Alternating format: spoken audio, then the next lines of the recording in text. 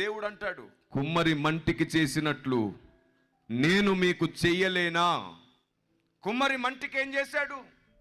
అది పదే పదే పిగిలిపోతుందని, ఇంకా ఇది పనికి రాదు అనుకోకుండా, ఆ మట్టిని పక్కన పడేయకుండా దాన్ని తీసుకుని ఆయనకు యుక్తమైన మరొక పాత్రను తయారు చేసుకున్నట్లుగానే నీ జీవితం పనికి రాకుండా పోయిందని బాధపడుతుంటే, ఎన్నిసార్లు దేవునికి మాటిచ్చినా నేను తప్పిపోతున్నాను అని ఒకవేళ నువ్వు సిగ్గుపడుతున్నట్లయితే, నేను మందిరానికి ధైర్యంగా రాలేకపోతున్నాను, నేను చేసిన అనేక పాపములు, నేను చేసిన అనేక దుర్మార్గపు పనులు నన్ను దేవుని ప్రజల మధ్యలోనికి రానివ్వట్లేదని నీలో నువ్వు కృంగిపోతున్నట్లయితే, ఇదిగో దేవుని స్వరం.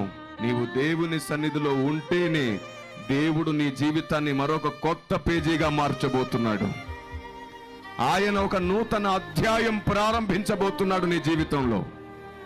ఈసారి ఆయన నీ జీవితాన్ని తనకు యుక్తమైన పాత్రగా మార్చుకోబోతున్నాడు.